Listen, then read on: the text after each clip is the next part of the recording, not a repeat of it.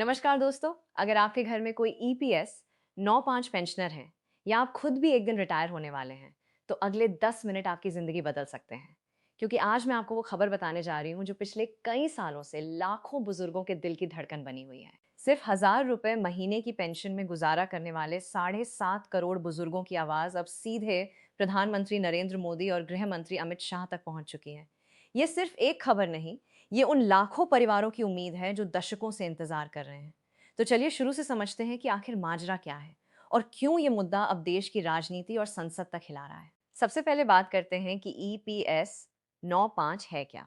ये है employees pension scheme, जो साल 1995 में शुरू हुई थी। इसका मकसद था कि प्राइवेट सेक्टर में काम करने वाले लोग जब रिटायर हों तो उन्हें बुढ़ापे में एक सहारा मिले। हर महीने आपकी सैलरी में से पीएफ कटता है, उसी में से एक हिस्सा इस पेंशन फंड में जाता है। कर्मचारी और कंपनी दोनों मिलकर बेसिक सैलरी का 12% योगदान करते हैं और उसमें से 8.33% हिस्सा सीधे पेंशन स्कीम में डाला जाता है। सोचने वाली बात यह है कि इतने साल तक मेहनत करने के बाद, इतना पैसा कटवाने के बाद, आखिर में पेंशनर के हाथ में आता कितना है? सिर्फ 1,000 रुपये महीना। जी हाँ दोस्तों, सिर्फ 1,000 रुपये। और ये रकम भी सितंबर 2014 से लेके आज तक जस की तस बनी हुई है। एक बार सोचिए, 12 साल पहले जो 1,000 रुपये में मिलता था, आज उतने पैसों में क्या मिल पाता है? दूध का एक पैकेट, दवाइयों की एक पर्ची या फिर बिजली का आधा बिल। बुजुर्गों की तकलीफ यहीं से शुरू होती है। अगर आपको ये वीडियो सच में जानकारी वाली लग रही है, तो अभी इसी वक्त लाइक बटन दबा दीजिए और चैनल को सब्सक्राइब कर लीजिए, ताकि ईपीएस 95 से जुड़ी हर बड़ी अपडेट सबसे पहले आप तक पहुंचे। अब बात करते हैं असली मुद्दे की, कि आखिर पेंशनर मांग क्या रहे हैं। देश भर के ईपीएस 95 पेंशनर पिछले करीब 8 साल से एक ही मांग को लेकर सड़कों पर उतर रहे हैं। उनकी मांग है कि न्यूनतम पेंशन 1,000 रुपए से बढ़ाकर 7,500 रुपए महीना की जाए और उसके साथ महंगाई भत्ता यानी डीए भी जोड़ा जाए। इसके अलावा वो ये भी चाहते हैं कि पेंशनर और उसकी पत्नी या पति दोनों को मुफ्त इलाज की सुविधा मिले। सोचिए, जिन लोगों ने पूरी जिंदगी फैक्ट्रियों में, दफ्तरों में मेहनत करके देश की अर्थव्यवस्था को आगे बढ़ाया, आज बुढ़ापे में उनके पास इलाज के लिए भी पैसे नहीं हैं। यही वजह है कि ईपीएस 95 नेशनल एजुटेशन कमेटी नाम की एक संस्था बनी, जिसके नेतृत्व में लाखों पेंशनर एकजुट हुए। इस कमेटी के राष्ट्रीय अध्यक्ष हैं कमांडर अशोक राउत और महासचिव हैं वीरेंद्र सिंह राजावत। इन दोनों के नेतृत्व में दिल्ली के जंतर मंतर से लेकर देश के 110 से ज्यादा ईपीएफओ दफ्तरों तक लगातार प्रदर्शन होते रहे हैं। अब यहाँ एक दिलचस्प बात बताती हूँ। इस साल यानी 2026 में मार्च के महीने में दिल्ली के जंतर मंतर पे 3 दिन का बड़ा धरना हुआ। हजारों की तादाद में बुजुर्ग पेंशनर अपनी लाठियां और अपनी उम्मीदें लेकर राजधानी पहुंचे। कई बार तो हालात इतने गंभीर हो गए कि पेंशनरों ने भूख हड़ताल तक की चेतावनी दे डाली। एक बयान में अशोक राउत जी ने कहा था कि मंत्री बार बार भरोसा दिलाते हैं, प्रधानमंत्री भी 2 बार आश्वासन दे चुके हैं, लेकिन अभी तक कोई ठोस ऐलान नहीं हुआ। यही वो बात है जो अब चर्चा का केंद्र बनी हुई है, कि आखिर कब तक सिर्फ आश्वासन मिलते रहेंगे और असली फैसला कब आएगा। अब बात करते हैं संसद की, जहां ये मुद्दा और गरमाया। राज्यसभा में सांसद डॉक्टर मेधा विश्राम कुलकर्णी ने सरकार से सीधा सवाल पूछा कि क्या न्यूनतम पेंशन बढ़ाकर 7,500 रुपए की जाएगी। इसके जवाब में श्रम एवं रोजगार मंत्रालय ने कहा कि फिलहाल ऐसा कोई अलग प्रस्ताव या तय समय सीमा नहीं है और कोई भी फैसला पेंशन फंड की लंबी अवधि की आर्थिक स्थिरता को ध्यान में रखकर ही लिया जाएगा। यानी सीधी भाषा में कहें तो सरकार ने अभी तक हाँ या ना कोई साफ जवाब नहीं दिया। लेकिन इसी बीच एक और बड़ी बात सामने आई। संसद की standing committee on labour, textiles and skill development ने अपनी 15वीं रिपोर्ट में साफ तौर पर लिखा कि 1,000 रुपए की पेंशन आज के जमाने में खाने, इलाज और रहने के लिए बिल्कुल भी काफी नहीं है। कमेटी ने माना कि महंगाई ने पेंशन की असली कीमत को खत्म सा कर दिया है और बुजुर्ग आर्थिक रूप से बहुत कमजोर स्थिति में पहुंच गए हैं। यही रिपोर्ट अब इस मुद्दे को और मजबूती दे रही है, क्योंकि जब संसद की अपनी कमेटी ये बात लिख दे तो सरकार के लिए इसे नजरअंदाज करना आसान नहीं रहता। अब आते हैं उस हिस्से पर जहां इस मुद्दे की डोर सीधे प्रधानमंत्री मोदी और गृह मंत्री अमित शाह तक पहुंचती है। पेंशनरों की तरफ से कई बार मांग पत्र यानी मेमोरेंडम केंद्र सरकार के बड़े नेताओं को सौंपे गए हैं। श्रम मंत्री भूपेंद्र यादव को तो कई बार सीधे ज्ञापन दिया जा चुका है, लेकिन कमेटी का कहना है कि उनकी बात अभी तक असल फैसले में नहीं बदली। पेंशनरों ने अलग अलग राजनीतिक दलों से भी अपील की है कि जो भी पार्टी उनकी मांग पूरी करने का वादा करेगी, वो उसी का साथ देंगे। यानी अब ये मुद्दा सिर्फ एक आर्थिक मांग नहीं रहा, बल्कि एक राजनीतिक दबाव भी बन चुका है, खासकर उन इलाकों में जहां लाखों की तादाद में ईपीएस 95 पेंशनर रहते हैं। यही वजह है कि अब बीजेपी के शीर्ष नेतृत्व यानी प्रधानमंत्री मोदी और अमित शाह के दफ्तर तक इस मुद्दे की गूंज पहुंच चुकी है। पेंशनर कमेटी का दावा है कि प्रधानमंत्री खुद 2 बार भरोसा दिला चुके हैं कि उनकी मांगों पर विचार होगा। हालांकि अभी तक इसका कोई आधिकारिक और लिखित ऐलान सामने नहीं आया है, इसलिए हमें भी सतर्क रहना चाहिए और सिर्फ पुख्ता जानकारी पर ही भरोसा करना चाहिए। यहीं पर मैं आपको एक ज़रूरी चेतावनी भी देना चाहूंगी।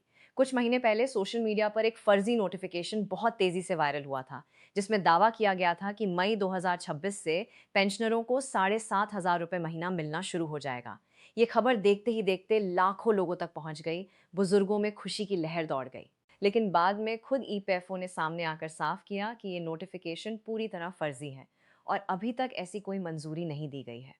तो दोस्तों, अगर आपको भी ऐसा कोई मैसेज मिले तो कृपया उसे आगे फॉरवर्ड करने से पहले एक बार सरकारी वेबसाइट पर ज़रूर चेक कर लें।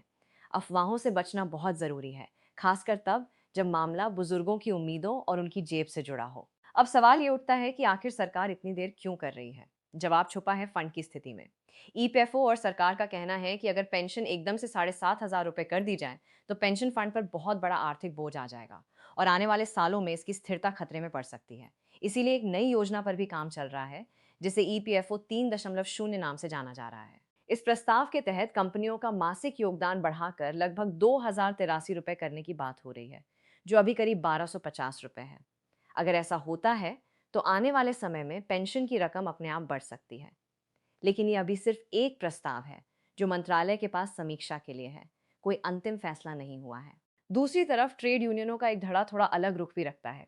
कुछ मजदूर संगठनों ने 7,500 की जगह 5,000 रुपये महीना पेंशन का सुझाव दिया है, ये सोचकर कि शायद सरकार पर एकदम से इतना बड़ा बोझ डालने की बजाय धीरे धीरे बढ़ोतरी की मांग करना ज्यादा व्यावहारिक हो सकता है। लेकिन ज्यादातर पेंशनर संगठन अभी भी 7,500 रुपये की मांग पर अड़े हुए हैं, क्योंकि उनका कहना है कि इससे कम में आज के दौर में गुजारा मुमकिन ही नहीं है। अब जरा सोचिए एक आम पेंशनर की जिंदगी के बारे में। मान लीजिए कोई अंकल जी हैं जिन्होंने 30 साल एक फैक्ट्री में मेहनत की, हर महीने अपनी सैलरी से पीएफ कटवाया, इस उम्मीद के साथ कि बुढ़ापे में ये पैसा उनके काम आएगा। रिटायरमेंट के बाद जब पेंशन आनी शुरू हुई तो पता चला कि महीने की सिर्फ 1,000 रुपये मिल रहे हैं। ना दवाई का खर्च पूरा होता है, ना घर का किराया निकलता है, ना बिजली पानी का बिल भरा जाता है। बेटे बेटियों पर निर्भर रहना पड़ता है, जो खुद अपनी जिंदगी की जद्दोजहद में लगे हैं। यही कहानी है लगभग 7.5 करोड़ पेंशनरों की, जो हर महीने इस उम्मीद में जीते हैं कि शायद अगली बार सरकार कोई राहत भरा ऐलान कर दे। दोस्तों, अगर आप इस वीडियो को यहाँ तक देख रहे हैं तो इसका मतलब है कि ये मुद्दा वाकई आपके दिल के करीब है। तो मेहरबानी करके कमेंट सेक्शन में ज़रूर बताइए, क्या आपके घर में या आपके किसी जानने वाले में कोई ईपीएस 9/5 पेंशनर है? उनकी पेंशन कितनी आती है और वो इस मुद्दे पे क्या सोचते हैं? आपका एक कमेंट हमारे चैनल को और भी लोगों तक पहुंचाने में मदद करता है और ऐसे मुद्दों को बड़ा मंच देता है। अब आते हैं इस मुद्दे के आगे के रास्ते पर। 2026-27 के बजट को लेकर पेंशनरों को बड़ी उम्मीदें थीं। वित्त मंत्री निर्मला सीतारमण से पहले भी बजट पूर्व बातचीत में इस मुद्दे को उठाया जा चुका है।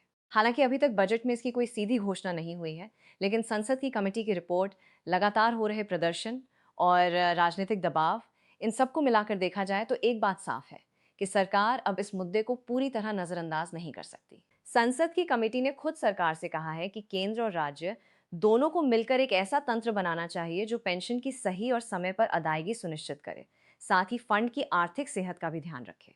यानी अब सिर्फ पेंशनरों की मांग नहीं, बल्कि खुद सरकार की अपनी संसदीय समिति भी बदलाव की सिफारिश कर चुकी है। एक और अहम पहलू ये भी है कि अदालतों ने भी समय समय पर पेंशन को लेकर अहम टिप्पणियां की हैं। माना गया है कि पेंशन कोई खैरात नहीं, बल्कि टाले हुए वेतन जैसी चीज है। यानी जो पैसा कर्मचारी ने अपनी मेहनत से कमाया, उसका ही एक हिस्सा है जो देर से लौटाया जा रहा है। इस नजरिए से देखा जाए तो सरकार की भी एक तरह की जिम्मेदारी बनती है कि वो इस रकम को सम्मानजनक स्तर पर रखे। यही वजह है कि पेंशनर संगठन इसे सिर्फ मांग नहीं, बल्कि अपना हक मानते हैं। अब तक की पूरी कहानी को समेटें तो ईपीएस 9/5 पेंशनरों की 7,500 रुपये प्लस डीए की मांग सिर्फ एक आर्थिक मुद्दा नहीं रह गई, बल्कि एक बड़ा सामाजिक और राजनीतिक मुद्दा बन चुकी है। लाखों बुजुर्ग सड़कों पर उतर चुके हैं, संसद की अपनी कमेटी सिफारिश कर चुकी है, मामला प्रधानमंत्री मोदी और अमित शाह तक पहुंच चुका है, लेकिन अभी तक कोई आधिकारिक और लिखित ऐलान नहीं हुआ है। सरकार का कहना है कि फंड की स्थिरता को ध्यान में रखते हुए फैसला लिया जाएगा, जबकि पेंशनर कहते हैं कि अब और इंतजार बर्दाश्त नहीं हो पाएगा। तो दोस्तों, ये तो थी आज की पूरी और सच्ची तस्वीर, बिना किसी अफवाह के, सिर्फ पक्की जानकारी के साथ। जैसे ही इस मुद्दे पर कोई नई और पुख्ता अपडेट आएगी, हम आपको सबसे पहले इसी चैनल पर बताएंगे। अगर आपको ये जानकारी उपयोगी लगी हो, तो इसे अपने परिवार के उन बुजुर्गों के साथ ज़रूर शेयर कीजिए जो EPS 9-5 पेंशन से जुड़े हैं, क्योंकि हो सकता है कि उन्हें ये जानकारी अभी तक ना मिली हो। साथ ही वीडियो को लाइक कीजिए, कमेंट में अपनी राय दीजिए और चैनल को सब्सक्राइब करना ना भूलिए, ताकि पेंशन, EPFO और सरकारी योजनाओं से जुड़ी हर सच्ची और ज़रूरी खबर सबसे पहले आप तक पहुंचे। मिलते हैं अगले वीडियो में। तब तक के लिए नमस्कार और अपना और अपने परिवार के बुजुर्गों का पूरा ख्याल रखिए।